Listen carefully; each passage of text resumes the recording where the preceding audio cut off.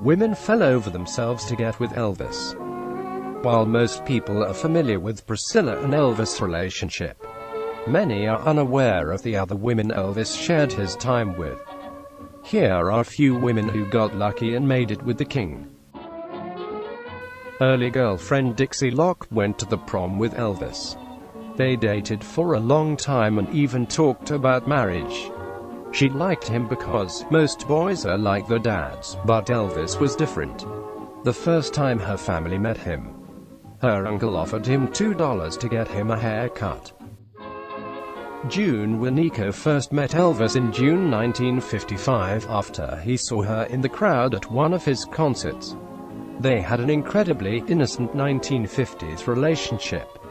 On one occasion when they got close to having full-blown sex, they were saved by his mom, Gladys. While Elvis was dating girls in Hollywood, June met a local man and got engaged. In March 1957, Elvis asked June to meet him at Union Station in New Orleans, where he had to change trains. He told her he had something to show her and she needed to go with him. She told him she couldn't, but she loved him and now she was getting married. Elvis cried as she walked away, and the next day, June read, "Elvis buys Graceland." Elvis dated Natalie Wood, whom hung out with James Dean. She found the non-drinking, non-smoking Elvis refreshing. She called him the high school boy she never dated. Anita Wood was a Memphis DJ and the hostess of TV's Top 10 Dance Party when she met Elvis. They were pretty serious for a long time and she wrote him a lot of letters while he was in the army. Priscilla wasn't happy. She also recorded a song on the Sun record label called "Awake Forever." Deborah Paget was Elvis's co-star in Love Me Tender. Accounts vary as to whether or not they dated. She dug her nails in years later by saying he was too much backwards.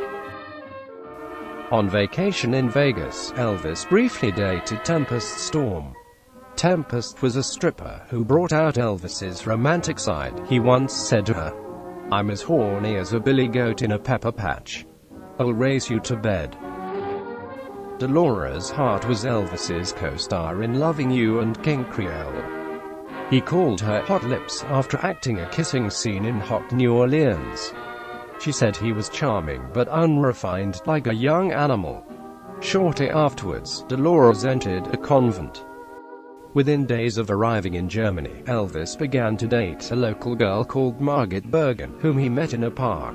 She had been placed there by a photographer, whom hoped Elvis would fancy her because she looked like Brigitte Bardot. In a letter to his friend Alan Fortas, Elvis described his relationship with Margaret as Grind City. Elizabeth Stefaniak was a young fan who met Elvis at the cinema and became his secretary at Bad Nauheim. She fell in love with him and often shared his bed, but not, to her regret, exclusively. Barbara Lee, who was best known for her cult role in Vampirella, dated Elvis for 2 years, while she also dated Steve McQueen. And Margaret was Elvis's co-star in Viva Las Vegas. She was nicknamed the female Elvis Presley by the press. They fell in love and had a red-hot affair. Elvis's friends thought she was great for him and Elvis loved her because she wasn't smitten by his fame. Elvis would always go over to her house, which had never happened with Elvis before. The woman would always go to see Elvis, and made the mistake of talking about their affair, and so Elvis dumped her. They remained great friends till the day he died. Elvis briefly dated the actress Joan Blackman. He wooed her by driving up to her on the Paramount lot and yelled, "Hey, you! Come here." It worked. Elvis and Nancy Sinatra were almost lovers, but never quite. They starred together in Speedway and made out in his trailers, but the one time he kissed her, he pulled away quickly and apologized. She later shared her memories of the small kiss. "I thought I was going to die." Elvis had a relationship with Kathy Westmoreland, the soprano he always introduced on stage as the little girl with the beautiful high voice. He read to her and recited poetry. Elvis dated fellow Memphian Sybil Shepherd for a short while. They met in the cinema and she smelled him before she saw him.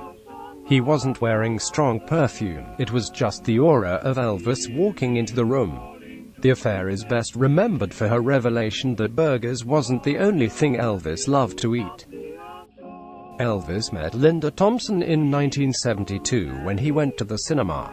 She had just become Miss Tennessee and completely bowled Elvis over. For a whole year, they were together 24/7, and she lost her virginity to him, but it soon broke down. Linda finally left him in November 1976. She loved and cared for him in his worst times, but without knowing that Elvis only had a few months to live, she just couldn't cope anymore. Elvis met Ginger Alden in November 1976. She was Miss Mid-South and looked uncannily like Priscilla. They argued a lot, but Elvis soon asked her to marry him, and although she was too young and had no idea what she was getting herself into, she said yes. It was Ginger who found Elvis's body on August 16, 1977. Thanks for watching, and don't forget to subscribe.